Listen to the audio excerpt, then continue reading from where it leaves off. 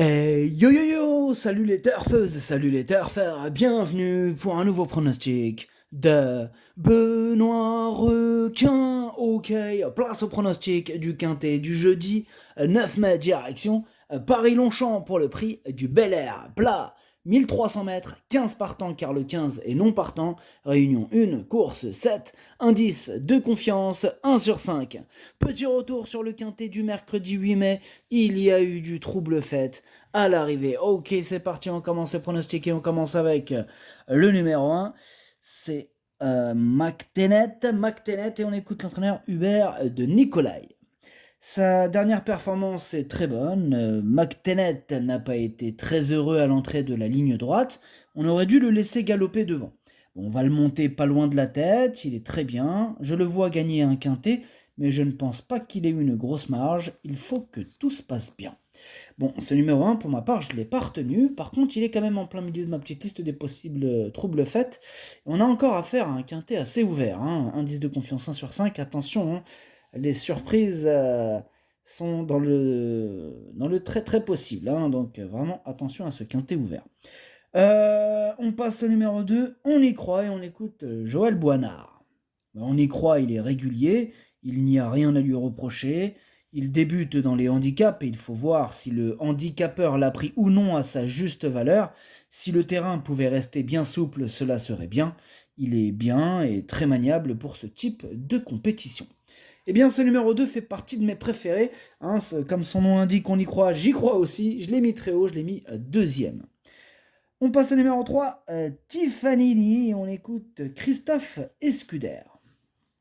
Après avoir connu un petit ennui de santé cet hiver, Tiffany Lee avait besoin de retrouver le rythme de la compétition dernièrement. De plus, elle a effectué ses courses de rentrée sur des distances trop longues, mais je ne voulais pas faire de la route pour des reprises de contact. Elle est montée en condition et sera plus à son affaire sur cette distance. Elle va être intéressante à suivre à ce niveau. Eh bien, ce numéro 3, c'est tout simplement lui mon préféré et j'ai pas hésité à l'installer en tête. On passe au numéro 4, Gia Teggia, et on écoute Maurizio Garnieri. Dernièrement, je trouve que Gia Teggia s'est bien défendue, compte tenu de la distance limite pour elle et le terrain qui était beaucoup trop souple pour ses réelles aptitudes. Il faudra que la piste s'assèche d'ici jeudi pour que ma pouliche puisse montrer son vrai visage. Elle garde ma confiance, mais il faudra que le paramètre terrain soit dans ses cordes. Le paramètre terrain. En tout cas, moi, ce numéro 4, je ne l'ai pas retenu, mais il est quand même à l'arrière de ma petite liste des possibles troubles faits. On passe au numéro 5, c'est Serkini. On n'aura pas les commentaires de l'entraîneur. En même temps, c'est qui l'entraîneur? C'est Captain Ian Barbro.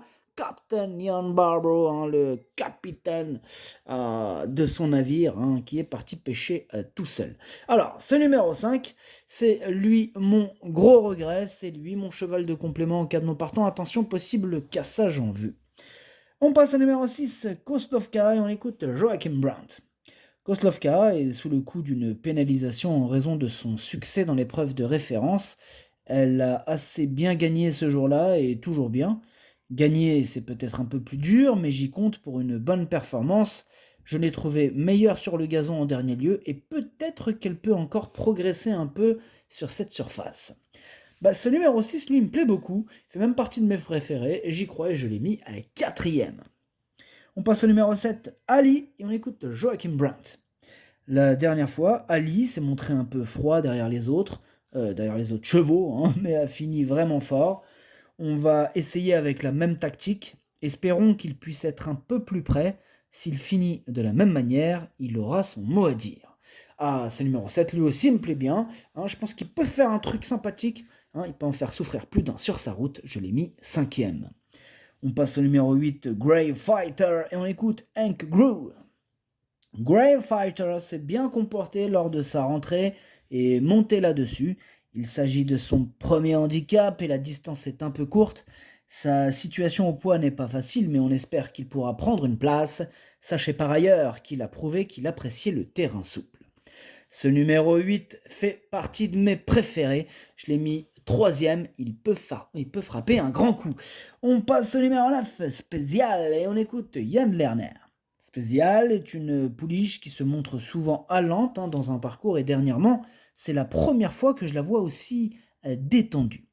Dès lors, elle a pu très bien terminer, elle est restée en forme et les données vont changer puisqu'elle va se retrouver en première épreuve avec 3 kilos de surcharge, mais avec elle, je pense que le déroulement et le rythme de course est très important.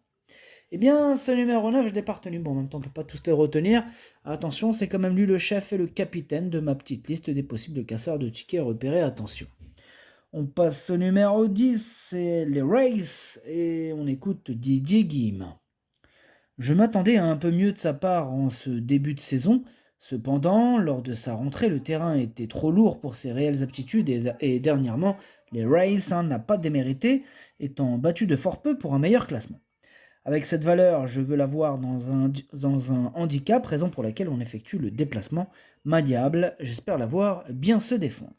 Eh bien, ce numéro 10, sachez que je ne l'ai pas retenu, tout simplement parce que j'en ai préféré d'autres.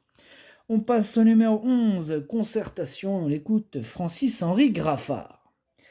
Je tente le coup dans un handicap sur une distance intermédiaire. Concertation est une jument très compliquée, on ne peut pas vraiment lui faire confiance. Ouais, bon, on peut peut-être pas lui faire confiance, comme dit Francis-Henri Graffard, mais ce numéro 11 me plaît quand même beaucoup, et je l'ai mis 6ème, attention à lui. On passe au numéro 12, Mangaken, et on écoute Gaël Lemaire. La dernière fois, c'était une bonne performance pour Mangaken. On a réussi à faire attendre ce cheval très généreux qui veut bien faire. Il n'est pas encore venu à maturité, le parcours peut lui correspondre et il est confirmé en terrain pénible. C'est une première expérience dans un quintet où il est pris haut en poids. On va voir ce qu'il peut faire à ce niveau, pris à cette valeur. Alors, ce numéro 12, c'est un regret pour ma part, c'est mon deuxième cheval de complément en cas de non partant. Attention. On enchaîne avec le numéro 13, The Place to Be, on écoute Louis Baudron. Sa dernière prestation à ce niveau est bonne. The Place to Be n'a pas été trop heureuse, n'ayant pas trouvé son jour au moment de l'accélération. Elle m'a montré qu'elle pouvait réussir dans ce type de compétition. Je n'ai pas l'impression qu'un terrain moins pénible la dérangerait. Ça bafouille.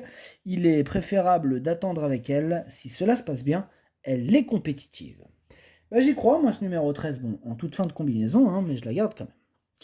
On passe au numéro 14, c'est Rose Academy, on écoute Xavier Blanchet. Auteur d'une belle saison à 2 ans, Rose Academy m'a montré que l'on pouvait encore compter sur elle cette année. En dernier lieu, on pouvait s'attendre à un peu mieux, mais c'est ainsi. Baisser sur l'échelle des poids, je crois que c'est le bon moment pour essayer à ce niveau.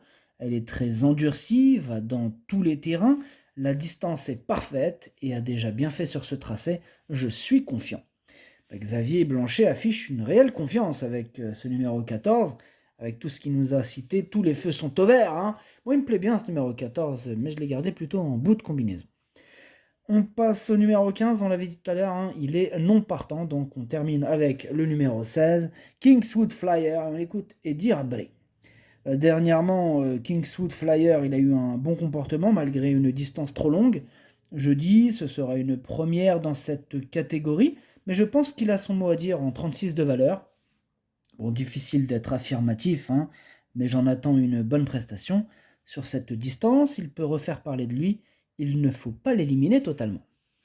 Nous dit Eddie Radbury, mais on ne peut pas tous les retenir. En tout cas, moi, ce numéro 16, pour ma part, je ne l'ai pas retenu. Le pronostic, ça donne 3, 2, 8, 6, 7, 11, 14, 13. Merci d'avoir suivi cette vidéo. N'hésitez pas à mettre un pouce bleu si la vidéo vous a plu. Pour accéder à tous mes tickets pour la course du Quintet, rendez-vous directement en description de la vidéo. À jouer avec modération. Bonne chance. Chopez-le moi. Ciao.